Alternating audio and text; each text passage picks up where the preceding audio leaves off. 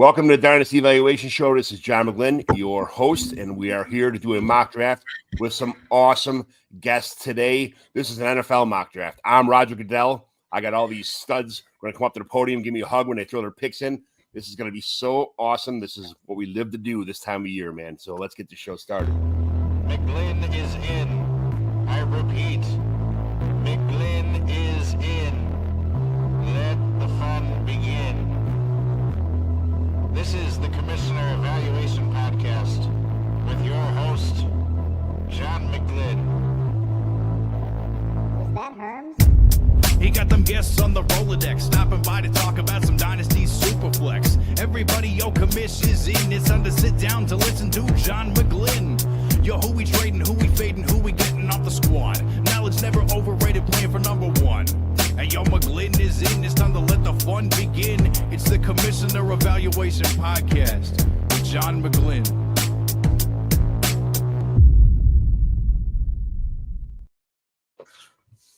Welcome all. Welcome.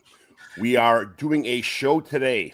There's a lot of mock drafts going around, fantasy football mock drafts, NFL mock drafts, a lot of stuff, but I got some of the smartest guys in the universe, in the history of fantasy football, to come on the show today. So it's going to be one of those ones. You're going to get all the information. This might be a 100% correct draft. The first one you'll ever see, 100% correct draft pick. So it could happen. It might. So I'm going to go around the screen here and do some intros to start the show. So we'll do it in order here. So Bruce, tell us about yourself, where everybody can find you, what you got going on. My name is Bruce Mattson. You can find me over my YouTube channel. I think you can search it up as Bruce Mattson straight up. But there, cover Dynasty Fantasy Football redraft, high school recruiting, video games, everything. Anything I can think of that day, clips of players, practice highlights. It's all there. Probably about 3 to 5 videos a day. That's where I'm mostly at. You can also catch me on TikTok at Metric Scouts. I'm there sometimes, but that's where I'm mostly at. That's what I'm up to, just grinding out the content there. Catch me outside. How about that? Mike Kine, full party tonight. Yes, there's a party going on up in here. So, Nerd Boy, what's going on? Hey. We'll meet up again. This is awesome. Yeah, I appreciate you having me on. It's been a little while. I think I was on your pod last year, and then another time at some point, but it's probably been a full year since I've been on. So I appreciate you inviting me over here. So I'm Nerd Boy. I am the creator of Dynasty Degens. We are over on Player Profiler now, and then we have a few shows going. We have the Dynasty Show, the Redraft Show, we have the Rookie Show, and we're doing a couple other things, and we got it in the fire right now. So we're cooking along, and we're actually live tomorrow. So I can't wait to actually have you guys on there. I'm going to have you and JT hop on there soon. We'll set that up. But until then, I appreciate you having me on for sure. Absolutely. Mad Dog. What's up, Mad Dog? What's up, man? How you guys doing? Thanks for having me on tonight. As you said, my name's FF_DeMadDog on X or on Twitter. I'm the co-host of Dynasty Degens. You can find me in our Discord and also on Player Profiler now with Nerd Boy. See them hockey jerseys hanging up there. Me and JT just fought it out for pick 101 in our fantasy hockey league. And JT beat me. He just barely beat me by about 200 points. So it was. I missed the playoffs by like 10 points. Our last playoff spots, overall points. I missed literally the last day. I missed 2 guys beat me by 10 and 15 points. So I barely missed the playoffs. And of course, then my team smokes in the playoffs. I end up scoring more points than anybody, and I at least got the 1-1 from John. But disappointed I didn't make the playoffs and move through. But I'll take the 101 pick this year. Yeah, right on. There you go. So JT, where can everybody find you? What's all that good stuff going on? Find me at JT Orange on the X Twitter. Other than that, Fantasy and Frames, helping out over there on Dynasty 365 show on Wednesdays. Also Shoot the Gap, the IDP show, also on Wednesday nights. If you're into hockey, we do our hockey show currently on Monday nights, usually Tuesday nights during the season, but we had to move it to Mondays for a couple months. That's Around the Ice, also on Fantasy and Frame. So you can find me at all those places. And if you are a member of DLF, I do all kinds of rankings, Debbie rankings, IDP rankings, and all kinds of articles, mostly draft stuff. So I've got a ton of stuff coming out right now, and I'll have a bunch more as soon as the NFL draft happens. I'll have all my running back rankings, tiers, and a ton of other things like that coming out. All right, Dave. Tell us where you can find you at. Yeah, good to see you, John. Dynasty Dorks on Twitter or on X, whatever you want to call it, and TikTok. I work for DPC and Sports Gambling Podcast Network. So Dynasty content mostly, but just anything fantasy football, anything football. And hopefully the storm doesn't kick me out of this one. Yeah, it's been crazy. It went right by my place in Illinois like 4 hours ago. So it was just missed up.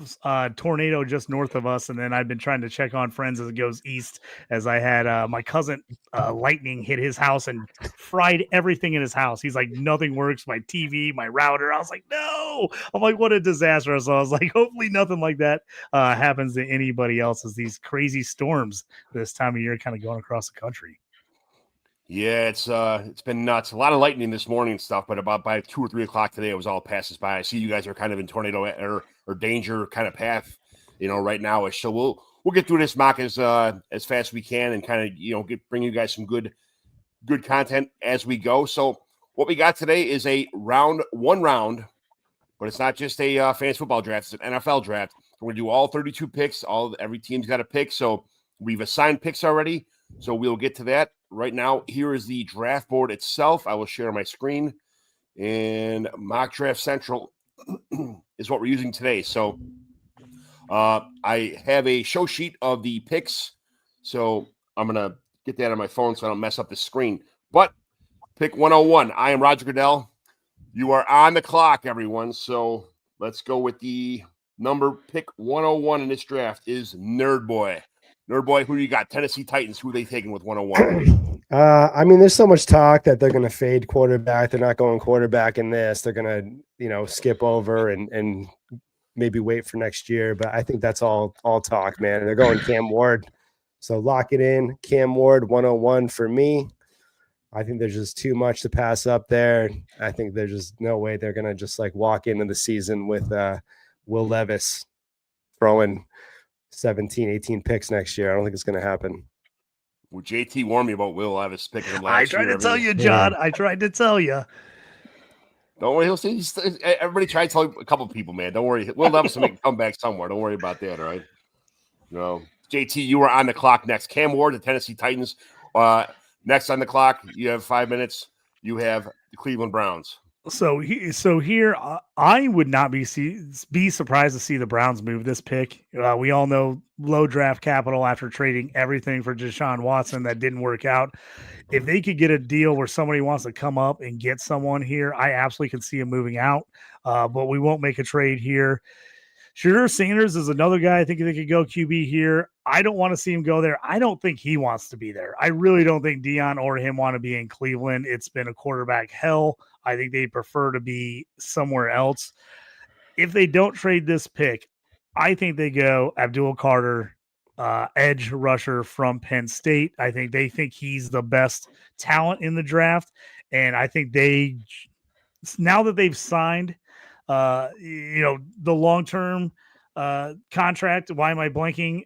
Like Myles Garrett. I don't know why I just blanked out of son. I'm supposed to be an IDP guy here. Myles Garrett to the other side. I just think they're going to look at it and go, we just can't miss on having Abdul Carter on the other side. So if I think they don't move the pick, I think they go Abdul Carter. Yeah, it's probably the consensus 101 pick in this draft. For everybody would want that, but team needs specifically, I think Tennessee has no choice but to take Cam Ward. They kind of rattled themselves in that situation. But so Abdul Carter to the Browns. Pick 3, Mad Dog. You are on the clock with the New York Giants. This is a funny one because I wasn't sure who the Giants were going to take here. A lot of speculation about who can come. Do they want a quarterback? Should they take best player available, which might be Travis Hunter? What's their situation? How do they have so many spots to fill on the Giants? So who are the Giants? You are on the clock. Who are the New York Giants taking, Mad Dog? Yeah, and it's like you just said, they have so many holes on that team that there's multiple great choices for them. But here I'm going to take the player that can be another cornerstone right beside Malik Neighbors, and I'm going to select Travis Hunter with that pick. Travis Hunter is. I just did a draft yesterday, and I took Shedeur Sanders here just because I think that it's really the only. Even though there's been rumors of him falling out of the first round. There's rumors of him going 101. There's rumors of all this stuff. I just figured that the Giants are just, you got to start somewhere, and quarterback is the place to start, especially if they could with what they have started already. They need like to get a quarterback set to learn the system as they build around him. But I could see Travis Hunter here. That's a great pick to, like you said, with two good stud receivers across from each other, or can play both sides of the ball if he plays cornerback and a little bit of some routes on offense too. You never know. He's a versatile player, but we'll see what happens there. So we are pick number 4, New England Patriots. This is what I thought Travis Hunter were going to go with. Just seems like a Patriots kind of pick, but we are on the clock here, and Dave, you got the Patriots. Yeah, it's the Patriots. They've had a pretty busy offseason, kind of the Commanders approach, a lot of one-year contracts. They did get a couple big-ticket item starters, but most of their moves have been on defense. So I do expect the majority of their picks to be on offense. We still don't know if Travis Hunter is going to be, offense or defense or play a little bit of both. But so here you look at their offensive line. They were 31st in pressure rate last year. Their offensive line is terrible. Will Campbell, we got to see him at the combine. He's got some really thin shoulders. His arms aren't that short. It's the shoulders. His wingspan is 77 inches. It's like 5 inches shorter than almost every other tackle prospect. I'm going to go with Membo here. I know he's played right tackle for his entire career. He's a nasty player. I think Vrabel's going to love him. And I think they're looking for a tone setter there in New England. So give me Membo. This is I'm kind of hoping Will Campbell falls to the Bears because of all the short arm syndrome and all the stuff going around the league, all the chatter about it. But kind of falls in my plan here. So this is a pick. Anyway, it's number 5, Jacksonville Jaguars. Bruce, I have some theories about this pick, so I'll let you say what you got to say, but I'll tell you what I was thinking after. There's a lot of routes I can go with this selection here. I've mock drafted a million times. There's very good value with one player that I'm probably going to select here.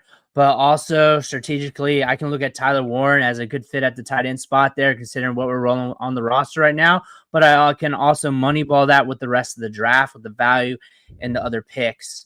Also, when I'm looking at the board, I also see Ashton Genty, and I could just make that pick right now and see what happens. However, I'm going to take the value here. I'm going to get fast, violent defensive lineman, Mason Graham. I'm going to throw that in. Give me a 3-tack, a guy to plug up the middle and just roll with that. But there's also a lot of options where I could see them surprising us a little bit on draft day. Tyler Warren was my pick here. I don't think Brenton Strange is the future. Like I said, we said in a pod we had earlier that Michael Mayer had more stats in 1 year than Strange had in his entire career in college. I just don't. I think he's more doesn't fit. They need to upgrade a tight end, is what I think. So Warren was who I thought they were going to take, but I could also see Graham. They need a.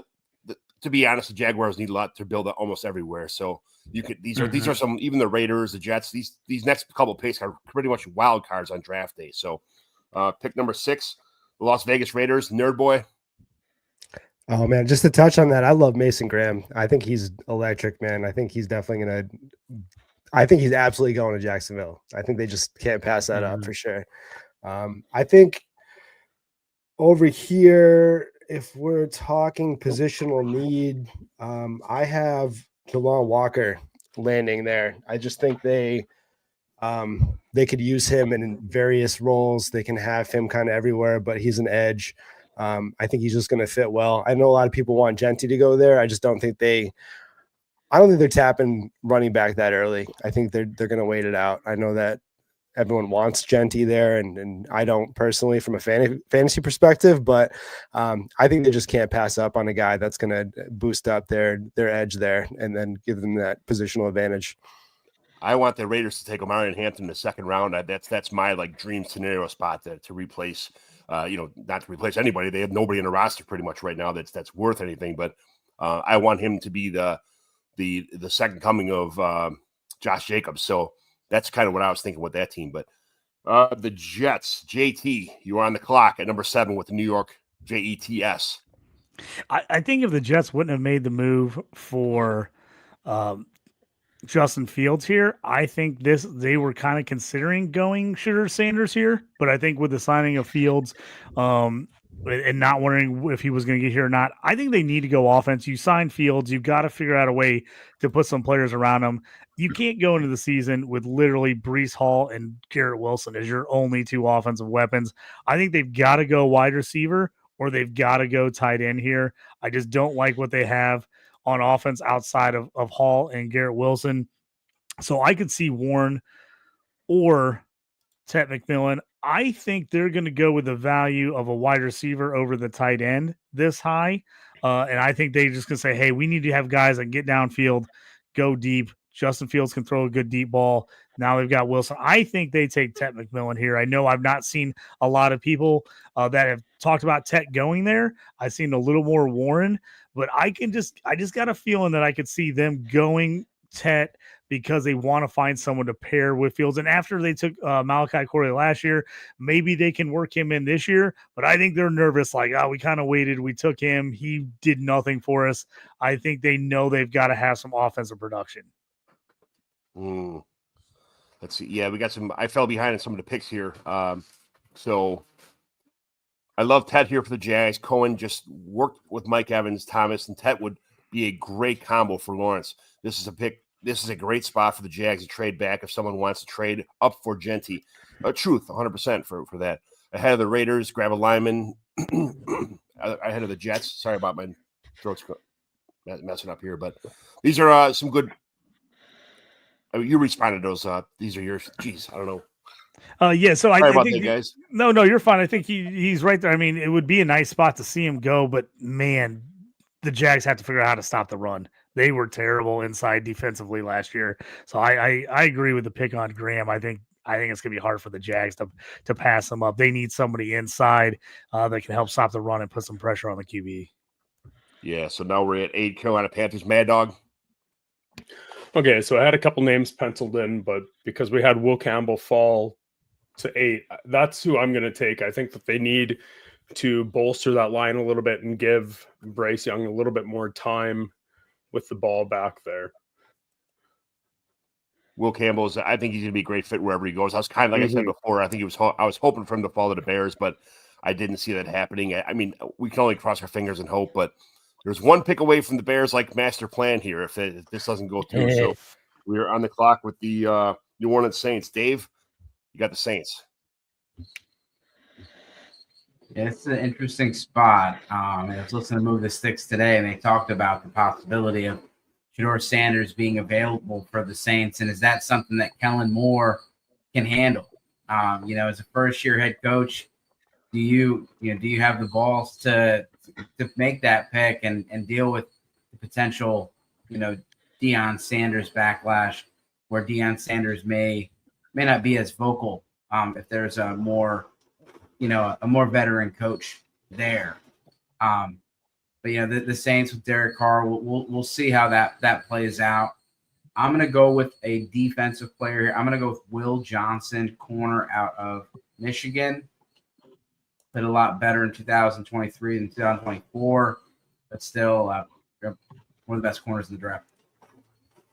Yeah, the Saints, they always need defense, so that's something that is they're going to have. They favor that, and I think they're going to go with the Kamara situation. Just kind of figure out the rest of what the players they have in the roster because of the contracts they're kind of stuck with because of their the GM. But Will Johnson's a great pick here. Now we got pick number 10, Bruce to the Bears. What do we got going to Bears? Is this going to be the Ashton Genty pick or no? I'm going to start things off with the alternatives that I was looking at here to keep you on the edge of your seat. But I really like edge here in this spot for them, considering we went offensive line heavy. I was really contemplating Will Campbell if he fell to me. But considering I got Caleb Williams, I'm building up the offense. I invest in the offensive line. And I got a stud running back in front of me. I am going to pull the trigger on Ashton Genty here, and I'm just going to just give my young quarterback every piece I can possibly have to have him take that step forward. Yeah, this is something that I think on draft day, if Ashton Jeanty went to the Bears, I think that every bar would be in here would be giving out free shots, and it would be because that's the most familiar name in this draft, I think. Besides Shooter Sanders. So. Everybody in Chicago, all my friends, all my Bears friends are like ready for it. They're fired up. They're hoping Jeanty. Something I thought it was an interesting scenario with the history of the Bears and the Steelers. I could absolutely see if Shedeur gets this far, the Steelers possibly trying to trade up here to 10 to get him. I just feel like Tomlin's a guy that Sanders, Dion loves. He would love to see him go to a franchise that's a historic franchise like the Steelers. He's going to go in there with Mason Rudolph as is basically the guy he's got to beat out to start. I think Shedeur and Dion would love to be in Pittsburgh. We've seen him make some moves with the Justin Fields trades and stuff. I could absolutely see the Steelers trading up here with the Bears moving back and adding possibly a first rounder next year on that. So that's something I'm keeping my eye on. I like that. That's I'm thinking outside the box. I don't think they need to trade up in front of San Fran or Dallas, possibly Miami, and probably not Indianapolis. Probably not Indianapolis or Atlanta or Arizona. They could probably stay on the clock and still get that player all the way up until. Maybe I don't even know. Like there's not a need for quarterback, anywhere in this area. So I don't think they even need to trade up. That's I like to hear these different scenarios, these trade situations that everybody has in their head. So, but I was doing a mock draft a few days ago on my channel, and it came up to where I was doing the Colts, and the right picks were gone. I can't remember it. But it came to a point where I was just sweating to make the pick, and Shedeur was there, and I was just thinking through the process that's a potential possibility. I did not make the pick. I went with something else. I can't remember it. But the right players got selected ahead of me, and I was like, oh, man, this could potentially happen because why not in this scenario right here? Yeah. I think that's interesting. I don't know if the Colts will pull the trigger there, but it's definitely something I think if he got to them, they would have to think about and be like, are we really all in on AR? Because right now it doesn't sound like they are. So that would be a very, very interesting scenario if he actually got to 14, whether they would consider taking him or they're just like, they weren't even thinking about it. Yeah. I think they have to. I think they have to tap him. I don't think there's any possibility that they feel comfortable right now. And if that falls into their lap, especially with the fact that they're just showing him that they don't have confidence in him at all, there's no way. I don't know. I don't see a position that they could ever see themselves being in and being comfortable with those two guys moving forward. So yeah, Miami with Tua and Daniel Jones and a Rich. I think that might be. I can see. Do you think Jerry Jones would possibly trade back to make if let's just say the Steelers did come crawling and say, hey, Jerry, the two teams right behind you could possibly be in it for a quarterback. What are you interested in trading the number 12 pick away? Do you think Jerry would trade away? He likes to make flashes on draft day, so I'm not sure. I think he's got too big of an ego to take more picks. What do you think about that? Any of you guys?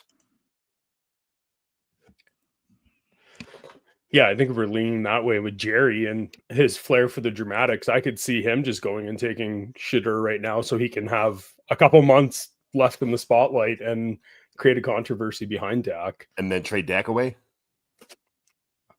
I don't know about that. But I don't think Dak is tradable at this point. I mean, that contract is hefty. Too much money.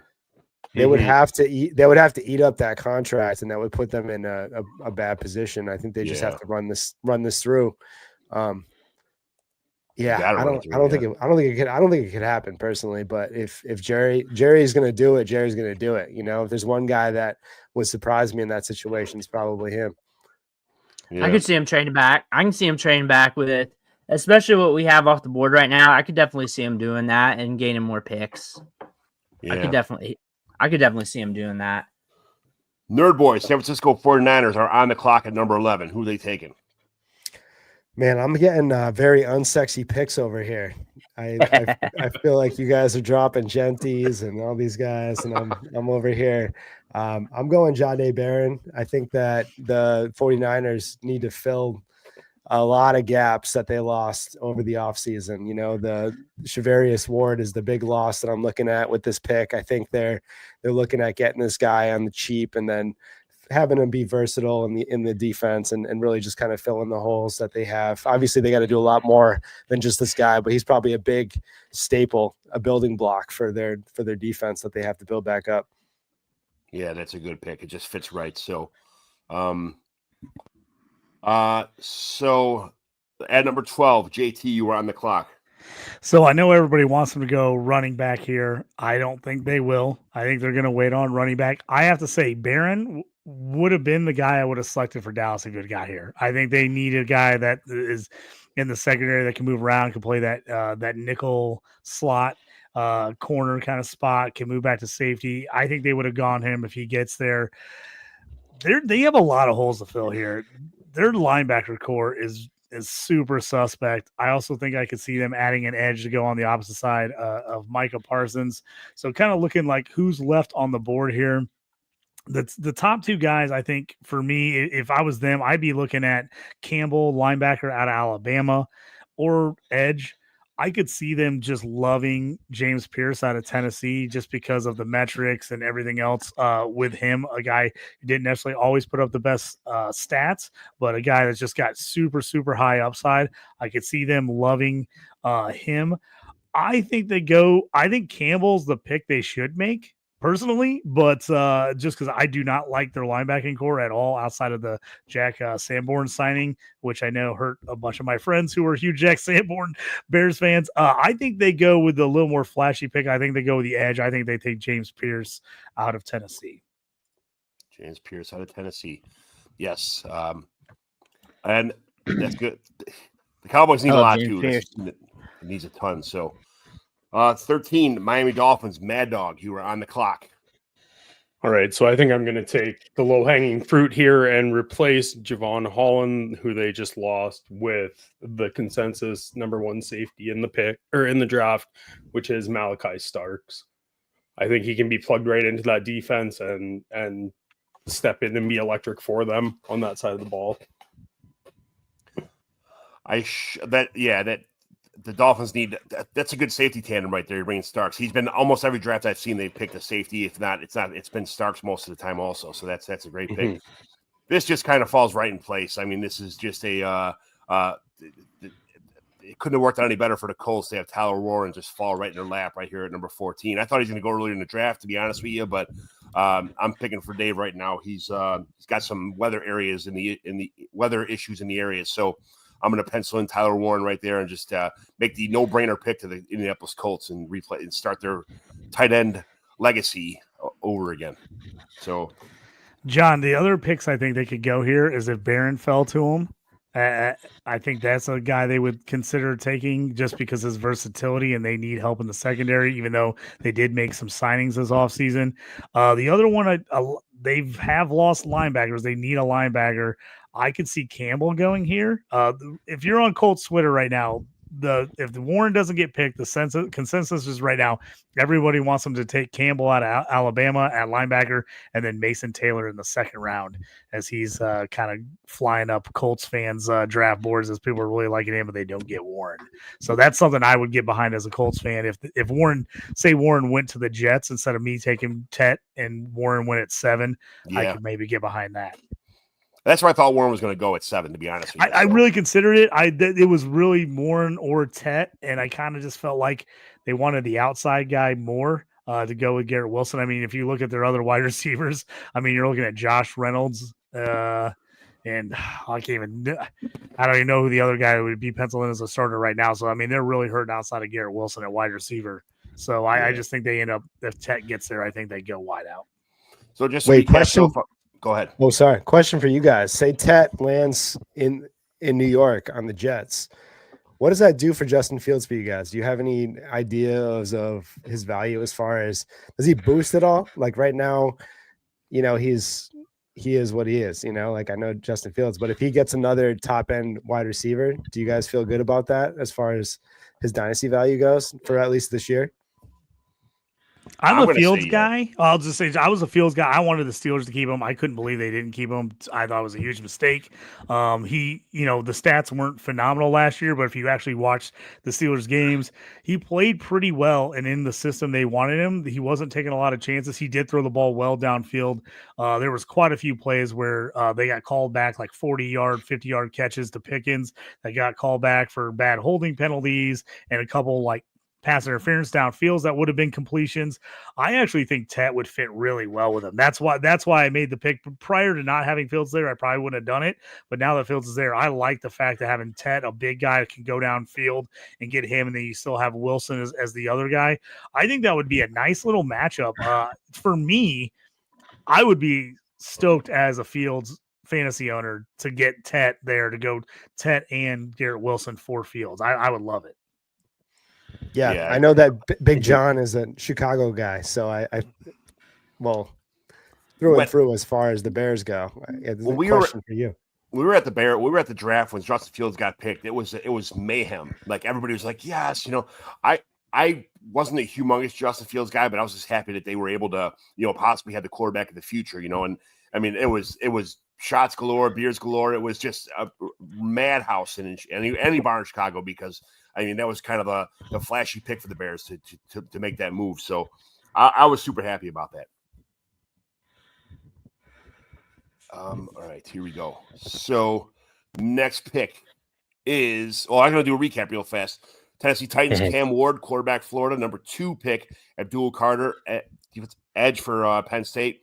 Number 3 to the New York Giants, Travis Hunter, wide receiver, cornerback, to be determined, from Colorado. Maybe a little bit of both. The Patriots, Armin Membu from offensive tackle, Missouri. The Jaguars, Mason Graham, defensive lineman from Michigan. Raiders at number 6, Jalen Walker, outside linebacker, Georgia. The Jets, Ted McMillan, wide receiver from Arizona. The Panthers, Will Campbell, offensive tackle, LSU, great pick there. The Saints, Will Johnson, quarterback from Michigan. The Bears, Ashton Genty, running back, Boise State. San Francisco 49ers, Jahad Barron, cornerback, Texas. Jerry World, Dallas Cowboys, takes James Pierce Jr., edge, Texas. Miami Dolphins take Malachi Stark, safety from Georgia. And the Colts take Tyler Warren, tight end from Penn State. So number 15 is on the clock. Number 15 is the Atlanta Falcons, and that is Bruce.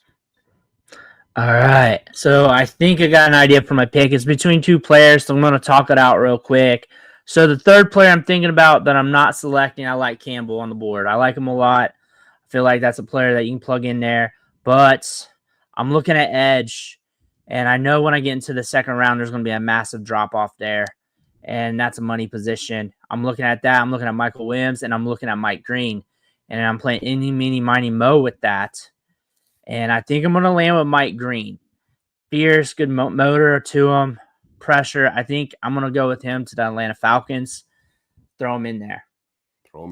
He is a Falcon. Mike Green, you are a Falcon. Come up to the board. Hey, at some point, one of these edges have to work out for the Falcons, don't they? It's like they feel like they draft them every year. Like one of these guys has got to work. It's like they keep going back to the well, but I feel like they got to. I agree with Bruce on this. I think they got to go edge again. Like they got to figure it out. They did the Matt Judon thing. He disappeared. They just can't figure out how to get someone to work from the edge. I think they got to go edge again. Yeah, that's a good pick. I mean, it's like you said, something's got to work out here. So number 16, the Arizona Cardinals, Nerd Boy, you're on the clock. Man, I know you've been dropping Campbell for a while now, last 2 picks. I feel like if he's there at that spot, I think they're going to tap Campbell. I think Jahad Campbell, the linebacker out of Alabama. I just don't. I think I would have had him a little higher than this. I just think it's more about taking the value. I think he just, even though there's not they definitely have the need. I think there's definitely a fit there. I think whoever, if it's Mike Green or Campbell, I think they're going back to back. Personally, I think when Mike Green goes, Campbell's going to go, or vice versa. So I'm going Jahad Campbell. There you go. Both to the secondary. Number 17, the Bengals. JT, Cincinnati Bengals are on the clock. Yeah, so looking at things here for the Bengals, I think if something happens with Trey Hendricks, really pushes their hand if they end up moving him or what ends up happening here, he's asked for the trade. Obviously, they need some help pass rushing. He was great, but outside of him, they were just very okay. They did have some guys, Joseph Saya kind of stepped up near the end of the year. Miles Murphy was their number one pick a couple years ago. Is he going to take a step or not? So I think that's questionable. I do think they could look at possibly going D-line offensive guard possibly in this situation as well, as I think they need some line. I think if Membu was here, I think they would absolutely take him in a heartbeat. He's not. So to me, I think they're going to figure out. I think they're going to possibly. Man, this is a tough one for me because there's that guy I love. I think they end up going Michael Williams, the edge from Georgia. I think there's a few other guys kind of ranked up here. I like Williams a little bit better than the guy from Boston College. I could see them maybe going Kenneth Grant D tackle, but I think they go Michael Williams. I think they want to cover themselves. You need some pass rushers in that division in the AFC North. I think they go with him. Here you go. Michael Williams, you are now a Cincinnati Bengal. Love the stripes. 18, Seattle Seahawks. Mad Dog, you are on the clock. All right, so we've seen Seattle in the past. They've gone and drafted kind of a best player available type style where they've taken Charbonnet, they've taken JSN, but I think this year with Kubiak coming in as the new OC, having Sam Darnold signed to that deal, who was used to having a lot of time in Minnesota to be able to throw the ball, that's all going to change for Seattle. And I think that they're going to address this need at 18th overall with Kelvin Banks Jr. and try to solidify that O-line and give him a little bit of protection. There you go. Kelvin Banks Jr., offensive tackle, Seattle. Seattle just seems like a team that just always needs to replace their offensive line. I'm not sure why they can't, like, I mean, they try, but it just seems like they never like have a great fit on offensive line. I don't know what they run the ball a ton. That's just kind of when Pete Carroll was there. They run the ball a ton, but they always seem to have flaws. So hopefully Calvin Banks is takes care of that. So Dave had a pick at number 19 for the Tampa Bay Buccaneers. So he had Shamir Stewart here. That's kind of the consensus pick. Every draft I've seen, there's been a combination of either Shamir Stewart or who else is there? They had, I don't know if it wasn't Walter Nolan. It was they had a couple defensive ends anyway, but Shamir Stewart just seems like the pick that they use, a great defensive end to bolster their defense. Because again, they brought back most of their offensive weapons. So that just makes sense. Shamir Stewart. So number 20, Denver Broncos. Bruce, you are on the clock. I got a lot of sexy avenues I can go with this one. I got Marin Hampton looking at me. I got two good wide receivers. We keep stacking up that defense. When I think about Bo Nix, I think about what we have at wide receiver. We got some stuff there, but I think we got to keep it turning with some talent. And I feel like I can slam defense in the other rounds. Running back, I can wait on a little bit. I feel like I can just wait second round, third round, fill that up. I don't have to spend up and get a luxury in a Marin Hampton. And I got two wide receivers I'm looking at, Luther Burden and Mika Igbukah. Matthew Golden as well. I think considering fit-wise, I think I'm going to go Luther Burden here to the Broncos. I have not mocked him there yet. I've not mocked him there yet, but I feel like today's the day for me. That's a great pick. Bruce. Yeah, Bruce, I feel like you own the team, baby. The way that you mock right now, I feel like this is your team. And I love that. This is your team, and I'm into it, man. I love that call on Burden. I love that call because I was like, literally, I was looking at him. I'm up in 2 picks, and I was like, if he gets to me, That would be like a dream. As a Luther Burden fan, it would be a dream scenario to see him go to the Chargers. So I'm like, oh, go to the Broncos. I'm like, that's a great pick. I love it. This is a Luther Burden podcast. I think all of us are pretty in on Luther Burden, and that's pretty rare to have all guys in one room that are into Luther Burden. To me, 1A He's and not 1B every- he's is not everyone's Burden, top. Burden and Agbuka are 1A and 1B to me, so that's where I'm at in this draft. I like him. Yeah, I have I like them Burden. all. I have Burden pretty safely at like I think wide receiver 3 or 4 right now. I think he's like right there. But you're right. They're tiered off, and if he falls in the right system, I'm like if he fell into that, I'd be all in. I'm already all in, but like that would seal the deal for me for sure. 21, Nerd Boy. You got some guys on your list here that's it. Getting my hair up a little bit. That's okay. Number 21, the Pittsburgh Steelers are on the clock, and Nerd Boy, you are the future. What are you picking for the Steelers here? I think you got to go Shedeur Sanders here. I mean, if that's where he's going and that's the location of his draft spot, I had it as Jackson Dart. I thought Shedeur was going to be slipping. I thought they were just going to tap best available. But if it's Shedeur Sanders, I don't think they could pass this up. Dude, if Shedeur Sanders slides the Steelers and they get him, I'm buying the whole bar drinks. I'm buying everybody drinks. I'm running around fist pumping all night. I would be stoked. I think it's a great landing spot for him. I like him as a player. He's actually my QB1. I'm one of the only people that have him as QB1 over Ward. And I just would, as a Steelers guy, I would love to see that. It's giving me chills. I want it to happen so bad. I'm just going to let everybody know that if this happens, JT will run around with nothing but a terrible towel around his waist by getting absolutely destroyed because he loves the Steelers and he loves Shedeur Sanders, and that would be the most perfect combination. How long would it take for you to order that? Would you just go on Amazon right then and order a Shedeur Sanders? Oh, I'd have the jersey. I was bringing it up to my son the other day. He's like, "Oh, I want one too." I'd be on buying matching jerseys. We'd be getting home and away sets. It would be on point. I'd order it immediately. Outstanding, man. outstanding. I'm really rooting for this, dude, because I like seeing you happy because you're just thank you. I appreciate it. John just wants me here to hear me talk about it for the rest of the time, so that's why. You're so giddy right now, man. I love it.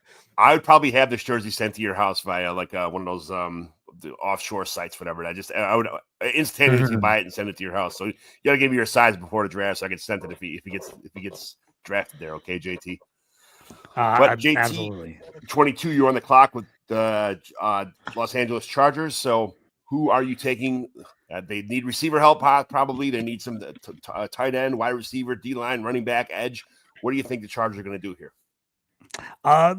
Real interesting situation to see who falls here. You know, if Burden was here, I would go Burden here.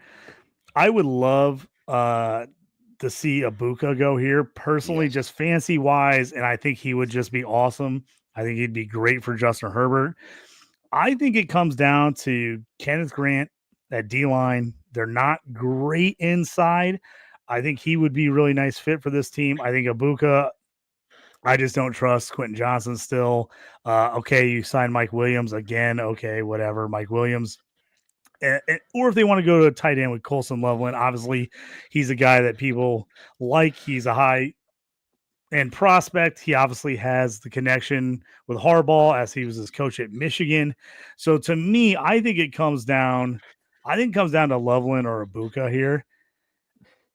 And the crazy thing is, like, does a former Michigan coach take an Ohio State player over a Michigan player? Like, can he spit in the Big Blue's face and take an Ohio State guy here instead?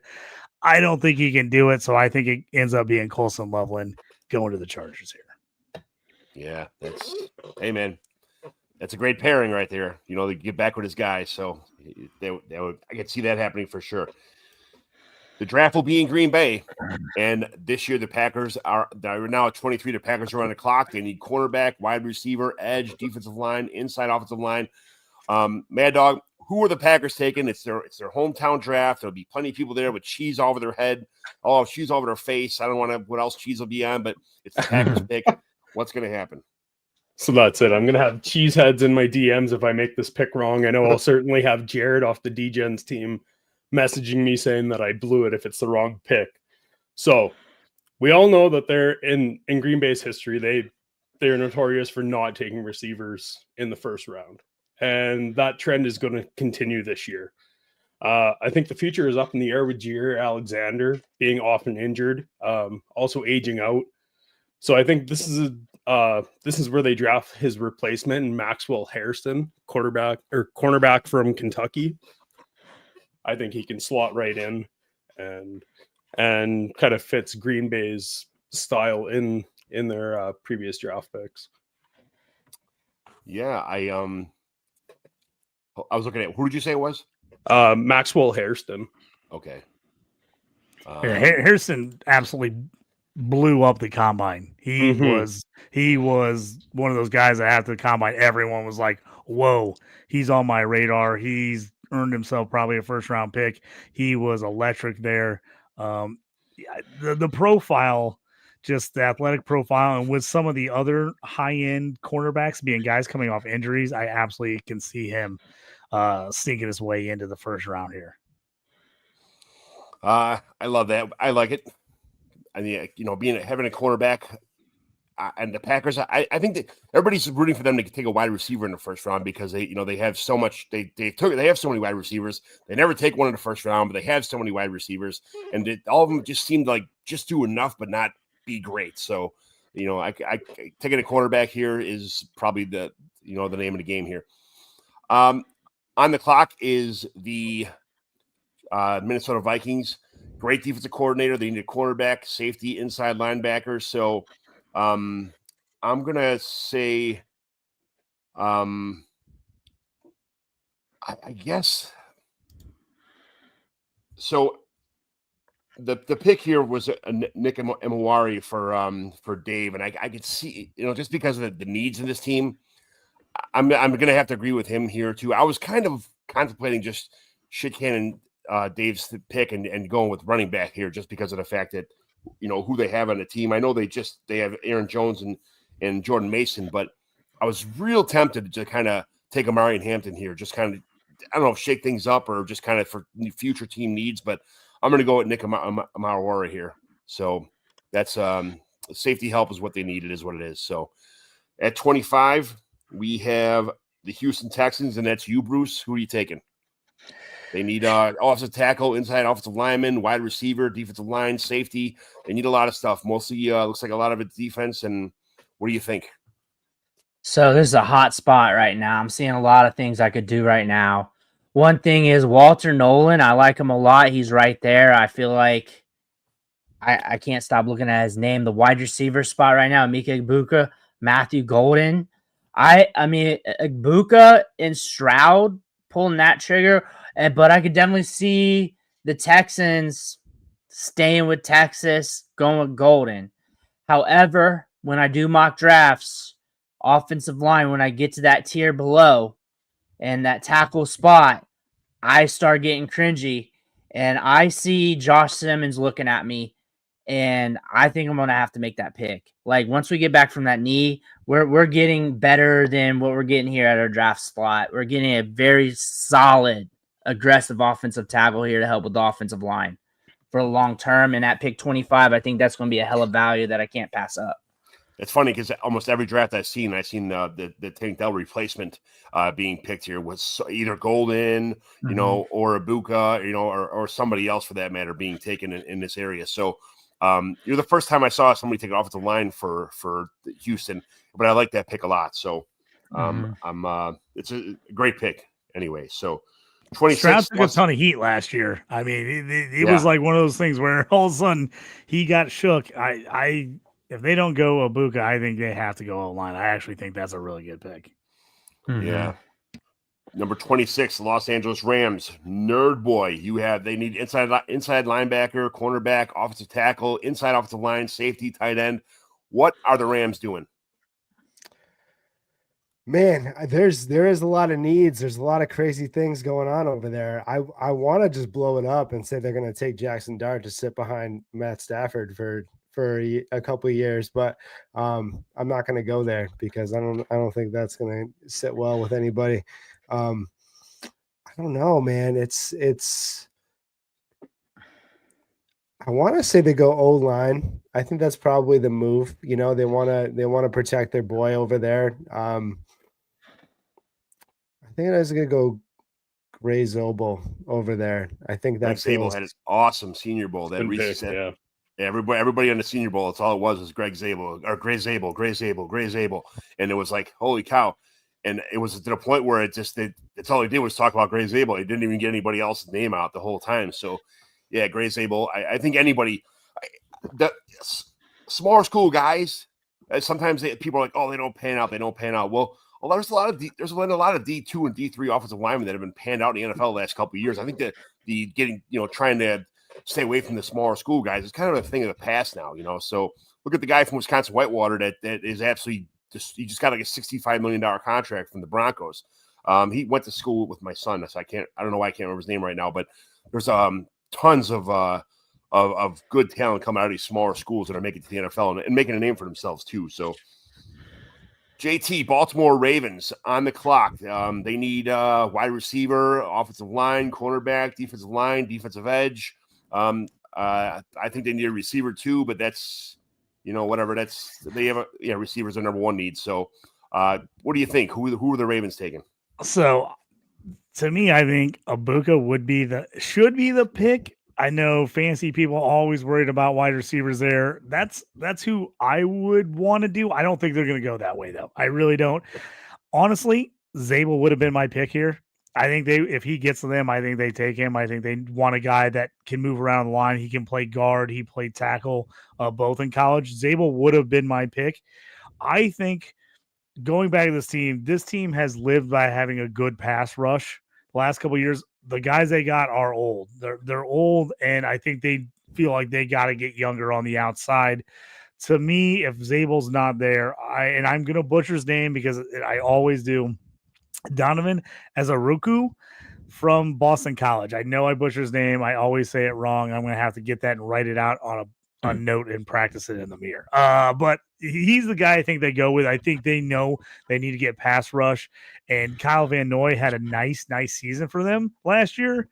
But can you count on that again, that he puts up the production he did in the limited stats he had last year? I don't think so. So I think they look at this, and even though I think it's going to be tough to pass on Ibuka, I think they've got their heart set on O-line or D end for pass rush here.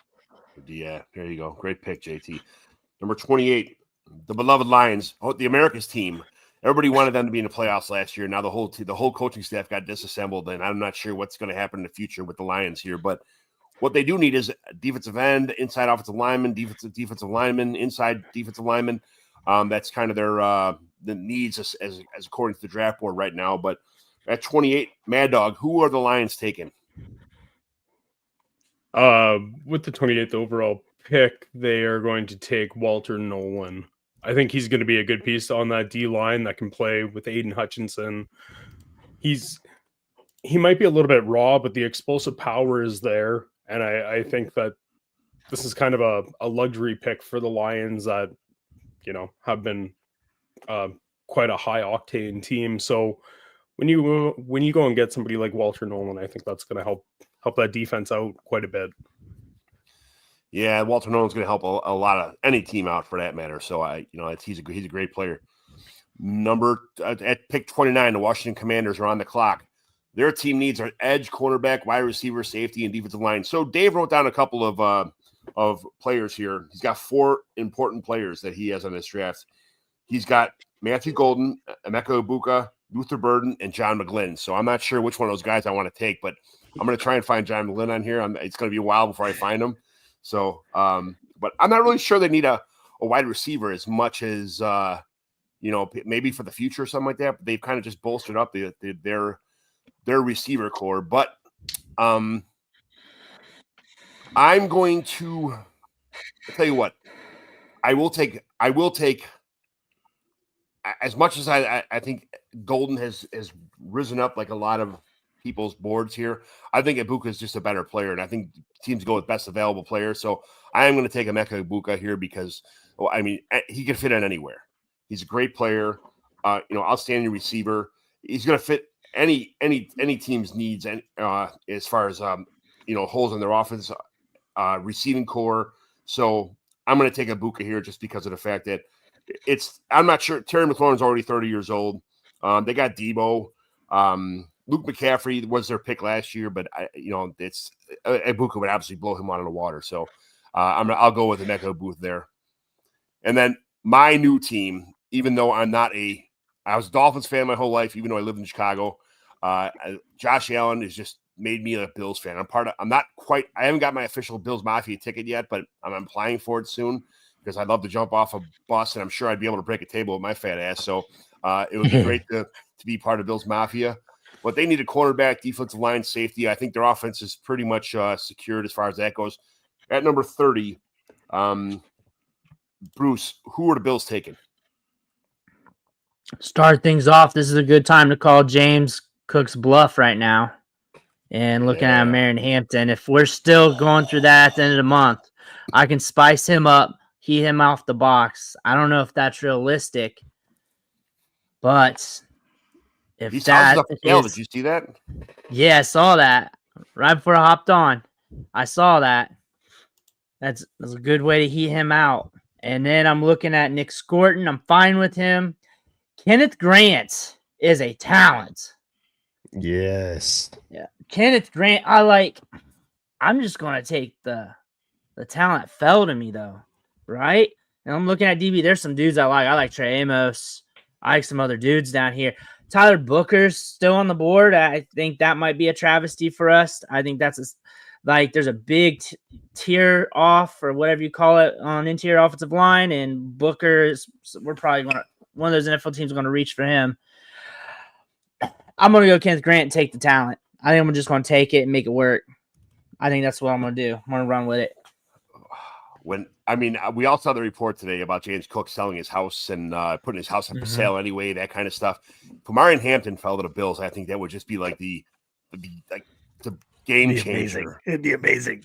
It would. Yeah, we go from this to this, just right on the edge of our seat for that pick. Oh my God, that would be absolutely craziness. But I would love it. I would absolutely love it. But I mean, Kenneth Grant, interior for me as an offensive lineman my whole life. Anyone inside the box, offensive line, defensive line, that's the foundation of a football team. So you can't be mad with a Kenneth Grant pick either. So 31, Nerd Boy, you got the Kansas City Chiefs. They need D-line, offensive tackle, running back, inside offensive lineman, safety, wide receiver, tight end. Get us excited about this pick. Yeah, I think if Hampton is there, they're gonna tap it. I think they're gonna go running back early in this draft. I think that Pacheco has run his time out a little bit. I'm not saying that he's totally dead and he's not going to have some value there, but I think they're going to find his replacement in this draft and they're going to find it early. I'm going to go Hampton at the spot. I think that he slid far enough. A lot of people had mocking him up top there to Dallas, to all over the early first, mid first. I think if he's all the way at the end of the first, there's no way they're going to pass up on tapping him and then covering up their needs a little later in the draft. I don't think that these teams they're picking at the bottom for a reason. They have almost all their places covered. All the bases are covered here. When you could be at 31 and get a talent like Marion Hampton that falls all the way there, and I mean actually complete the Kansas City Chiefs roster. Because, I mean, they would be absolutely crazy dangerous if with a running back of the skill set of Marion Hampton. I can't see how they pass him up when they, minus some players on defense or, I don't think they're going to try and get one of these other tight ends to try and be cute to the Kelsey role when they have Kelsey to maybe go another year or two. Getting Marion Hampton to fill this role would be absolutely huge. And JT, we're going to talk about teams that have almost all the bases covered here. I really can't think of too many spots that the Eagles need. Safety, defensive line, their defensive line. If they get another awesome defensive lineman from what they did in the Super Bowl to the Chiefs, I don't know what. It would be almost unfair. It would be like it would be like when you play Madden with your buddies and you can't take these teams. You can't take. They're off limits because you can't lose with them. You can't play with the Eagles because they're just too good. That kind of shit. So they need safety, D-line, quarterback, edge, inside offensive lineman. What do you think the Eagles are going to do with the last pick. In the Very first round. rarely do you look at a team and be like, "Oh, my first round pick's a luxury pick," but I kind of feel like it is. I feel like they could go any direction of whoever gets to them that they have highest on their board, because obviously Super Bowl winners. But even if they didn't win the Super Bowl, there's just not a lot of holes on this Eagles team. I have to tell you, if Kenneth Grant did not go to the Bills at 30, he was absolutely 100% going to be my pick. I'm like, that would be classic that somehow he falls all the way to the end of the round and the Eagles get him. Like, I could see that totally happening when everyone looks around and goes, how the hell did he get to the Eagles again? But that's who I would have taken 100%, no doubt, smashed it if Kenneth Grant would have got there. But with Kenneth Grant going 2 picks early, looking through the list here, do you go with a luxury pick? Do you take a guy like Matthew Golden to add the wide receiver crew? Maybe. I'm thinking the slot receivers are only need right now, to be honest. Defensive back, I think there's a lot of, there's a couple really nice slot wide receivers they could get in the second round. I really do. So I think, them jumping at wide receiver in the first is something I don't think they'll do. Defensive back, obviously getting Cooper Jean and Mitchell last year were awesome. I think Sidney Brown bounces back at strong safety this year off the injury. So I don't think they really need safety. Cornerback Kylie Ringo, pretty solid. They already signed a Dory Jackson. Could they maybe go corner? I could see them possibly definitely going corner here in this spot. Maybe taking a guy like Ravel, a guy that was really highly rated, but obviously injured. Missed the year. I could see them maybe taking a pick on him. I could see Trey Amos out of Ole Miss is a guy. If they like cornerback, I think they could go there. I think they love D-line. I absolutely think they love D-line. I think they love what they've been doing on the D-line. I think they go back to D-line. And even though Kenneth Grant is gone, they've got Jordan Davis, Jalen Carter right now. They got Maro Ojomo set to go in as the other defensive tackle. I think they would rather get somebody else to kind of go in there in that interior. Without Grant, to me, the next best guy inside. If I want an outside guy, I'd probably go Nick Scorton here. But I think they want another bigger inside guy. I think they go Derek Harmon from Oregon. If Kenneth Grant's not there, I think Harmon's my guy. I think they want another big interior guy to kind of stuff things up. And I think that's where they go. But I could absolutely, if they didn't go inside, I could totally see them taking like a guy like Ravel or taking a guy like Amos at cornerback to kind of maybe back up Kylie Ringo in case they think that they need another guy there. Taking a screenshot of our draft board before it's gone, but it'll be saved anyway. But this is our round 1 mock NFL draft. Cam Ward, quarterback, Florida. Abdul Carter, edge, Penn State to the Browns. Travis Hunter, cornerback, wide receiver, Colorado to the Giants. Patriots, Armin Membu, offensive tackle, Missouri. Jacksonville Jaguars, Mason Graham, D-line, Michigan. Jalen Walker, offensive linebacker, Georgia for the Raiders. The Jets, Tedoroa McMillan. He does not like to be called Ted. Tedoroa McMillan, wide receiver, Arizona. The Panthers, Will Campbell, offensive tackle, LSU. Saints, Will Johnson, cornerback, Michigan. Bears, Ashton Genty, running back, Boise State. San Francisco 49ers, Jahade Barron, cornerback, Texas. Cowboys, James Pierce Jr., edge, Tennessee. Dolphins, Malachi Stark, safety, Georgia. Number 14, Colts, Tyler Warren, tight end, Penn State. 15, Atlanta Falcons, Mike Green, edge from Marshall. Number 16, Arizona Cardinals, Jahad Campbell, inside linebacker, Alabama. Second half of the draft, the Bengals, Michael Williams, edge, Georgia. Seattle Seahawks, Calvin Banks Jr., offensive tackle, Texas. Tampa Bay Buccaneers, Shamir Stewart, edge, Texas A&M. Denver Broncos, Luther Burden III, wide receiver, Missouri. Steal the draft here so far as some are concerned. Pittsburgh Steelers, Shadur Sanders, quarterback, Colorado. Chargers, Colston Loveland, tight end, Michigan. Packers, Maxwell Hairston from cornerback from Kentucky. Vikings, Nick Emawara, yes, I'm going to have to learn to say that one too. But safety, South Carolina. Houston Texans, Josh Simmons, offensive tackle, Ohio State. Rams, Gray Zabel, offensive guard, North Dakota State. Ravens, Donovan Ezeraku, edge, Boston College. Lions, Walter Nolan, defensive lineman, offensive Ole Miss. Commanders, Emeka Ibuka, wide receiver, Ohio State. The Bills, Kenneth Grant, defensive line, Michigan. The dream scenario, the Kansas City Chiefs get Omarion Hampton, running back, North Carolina, that would set fantasy football on fire. And then just to make everybody sick to their stomach, the Eagles would take Derek Harmon, defensive lineman from Oregon. Quack, quack, quack, Ducks. So that is our one-round dynasty. Oh, my God, it's only been an hour and 4 minutes. I thought it'd be longer. I didn't switch back to the screen yet. John, we were moving. We actually kept it on course today. That was nuts. 1 minute and 4. You guys kept it moving. So I really appreciate it, guys. This was a fun draft. Any of you guys have any? I'll start with you, Nerd Boy. Big surprises. I mean, you kind of had a couple, even though you weren't too sexy earlier, you got a couple things that just fell right in your lap, and it was like, oh man, you were just returning punts like Devin Hester back there towards the end of the draft. So what do you think happened? I just don't know if these sexy positional players are going to fall that deep, but you never know until you know. We are seeing the NFL value these running backs a little more as far as first round talents go. Like we're seeing 3 running backs go every year. It's crazy, and we could see anything. I don't even know how they feel about Travion Henderson. Like what if he slides up there too? He could be pushing a lot of talent down.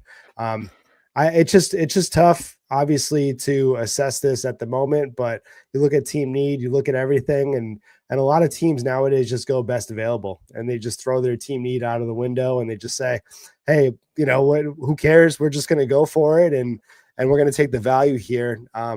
And that's a product of the new NFL, and it has worked, obviously, in a couple teams' favors. So it's just, I don't know, man. It's tough. It's tough to evaluate, but it's a fun practice, and it's fun to see all these guys jumping all over the place. I did a mock like 2 weeks ago, and Shedeur was to the Giants, and as you said before, he was going to the Giants. So going from the 103 and then going all the way down to was it 22, 21? Yeah, 21. Yeah. The value is all over the place right now, which is kind of fun.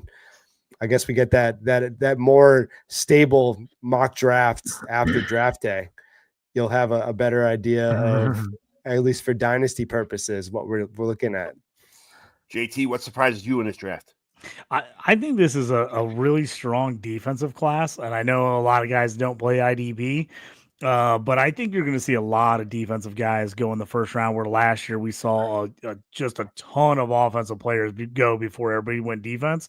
I think we're going to see a lot of defensive guys go in the first round, but I think the beginning of the second round is absolutely going to be littered with running backs and wide receivers that drop out of the first. I think teams are going to be fired up to jump up and get into that second round, and you're going to get teams like the Titans and the Giants and the Raiders and the Patriots. Those teams all need wide receiver. They all need running backs. Like, I think those teams are going to be all over taking those guys at the top of the second round. So I think, maybe we don't see all the sexy offensive fantasy players in the first round, but it's not going to push me off them, because I think they're going to get pushed down just because of the defensive value. That's not going to affect it for me in fantasy. I'm still going to be all over these guys that go high, mid, second round to even early third round, because I do think this is a really, really deep defensive class this year. So I think teams are going to go best player available, which I think is going to be defense for a lot of teams, because I think there's going to be a lot of wide receivers and a lot of running backs that people have very, very close values on. And they're like, oh, do I take this edge that I have here, or this edge that's all the way down here, or a patch of running backs or wide receivers where there's still 3 or 4 guys that I still like there. And so I think that could push some offensive guys down the board. But if that happens, it's not going to waver for me in fantasy. I'm still going to love these guys, even if they weren't first round picks. Yeah. Mad Dog, tell me about what you thought about this draft.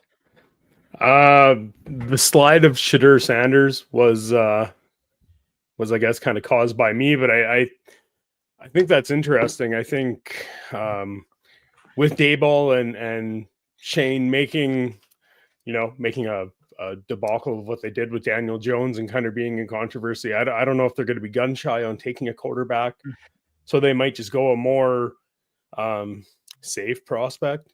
that is Travis Hunter, in my opinion.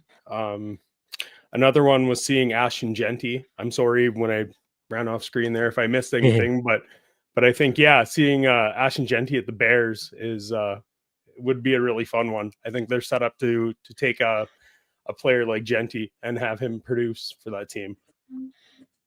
It would be exciting. Very, very exciting. Bruce, what's the big surprise of this draft for you?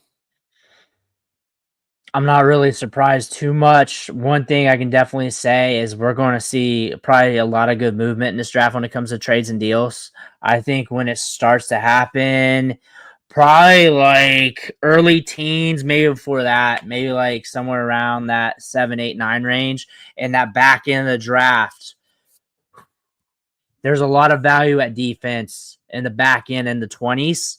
I definitely see teens, the 20s, a lot of movement there. This is a deep class at defense. A lot of good edge. Definitely see a good edge run. Definitely see a good tackle run, offensive tackle run. Considering once you get that second round, when you get to that Josh Connolly and back area, I don't think teams want to be investing into those guys if they have a need or if they're speculating years in advance when they're looking at a tackle. I think we're going to get a tackle, a good edge run in this draft. This defensive draft is going to make things very interesting where teams are going to want to move around and trade up. I think when I'm looking at the picks, I'm not seeing too many surprises compared to all the mock drafts I've really done, honestly. I think one thing, Matthew Golden did not get selected in the first round. I don't think, unless I'm missing it. He didn't get selected. I think he probably should have went somewhere. But again, there's going to be a lot of movement. I think his best chance would probably be Washington, to be honest with you. Just because even though I don't think they need a receiver, that's where I've seen him mock to almost everywhere. So if that's with some of the bigger names too. But where else do you think Golden would go? I considered taking him at Dallas at 12. I just thought there was a chance that I think that's a legit spot where he can land. You want to be offensive. You want to throw the ball around.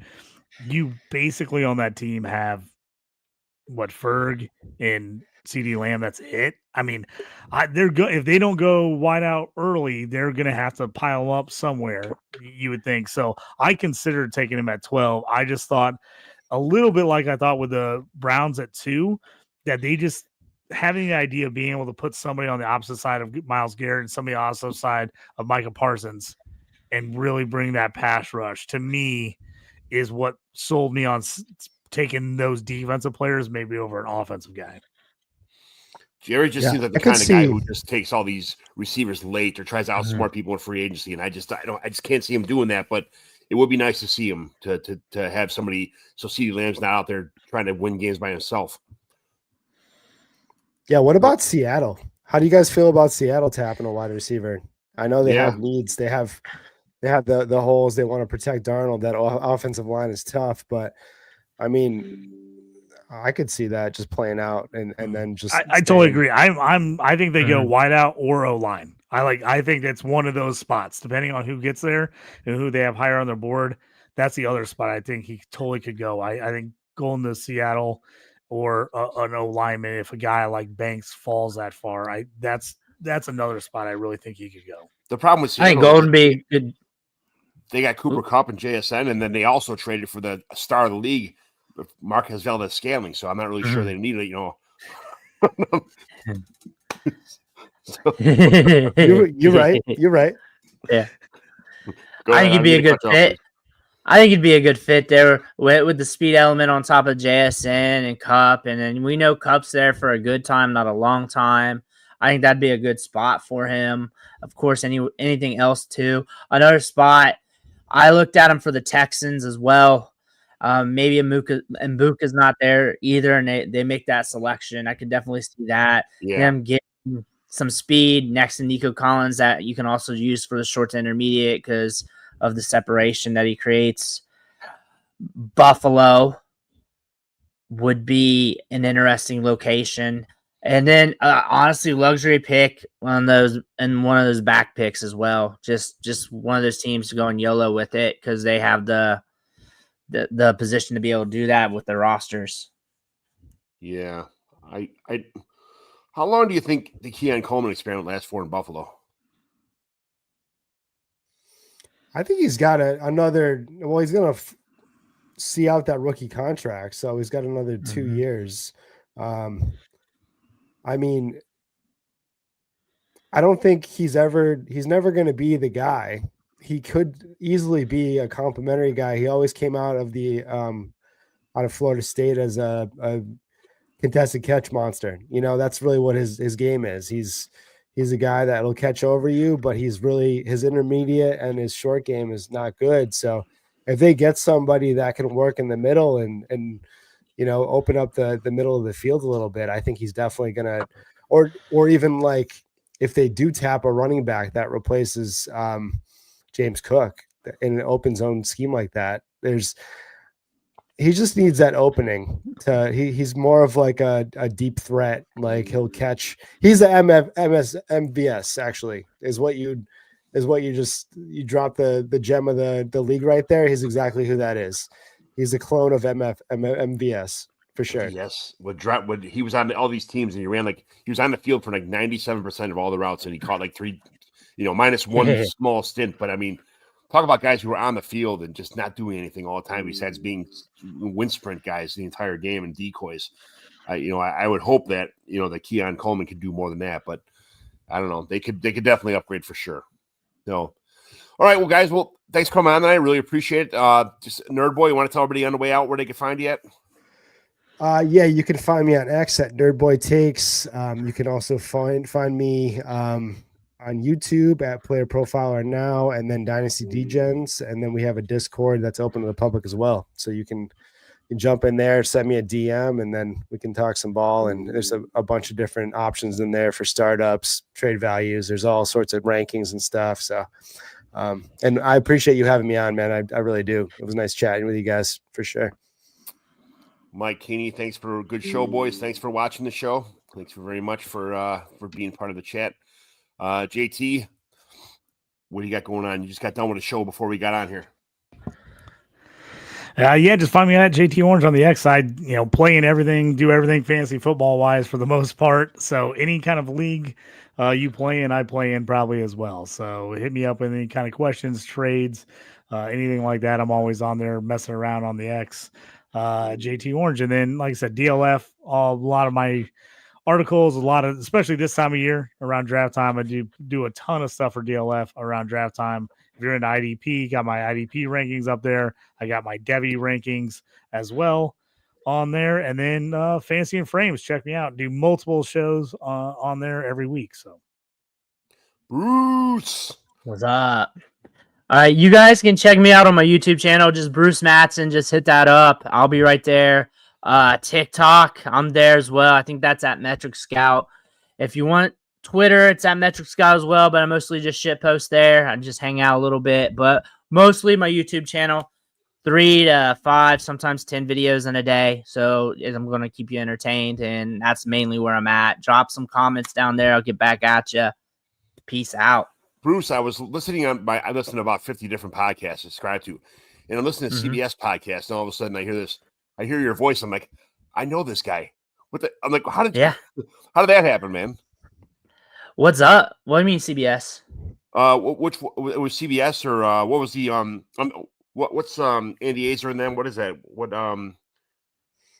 you were on with them? What it wasn't Andy Azer? It was the other guy from there. I forgot what show it was. I don't know why I can't remember. I was on some cooking show, cooking with these guys. Are you talking about that one from a few months ago, or no? Maybe like 2 months ago. But I thought it was the CBS guys. CBS guys. Did they clip some of my contact or something? I get that sometimes.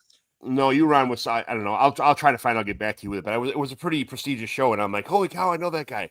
So it was cool. I'll get back to you when it was, but. You got a lot of stuff going on. A lot of people always. John, he's on all the good shit. You know that. He's on all the good shit. Yeah. But every once in a while, I'll pop on. I'll be on with Fantasy and Frames once in a while, jumping on some of their shows. I kind of have an open schedule here. I have a pretty much a YouTube to myself right here with Dynasty Warzone. So I'm going to try and put out as much content as I can. A little bit more flexible schedule, and then we'll figure it out. So.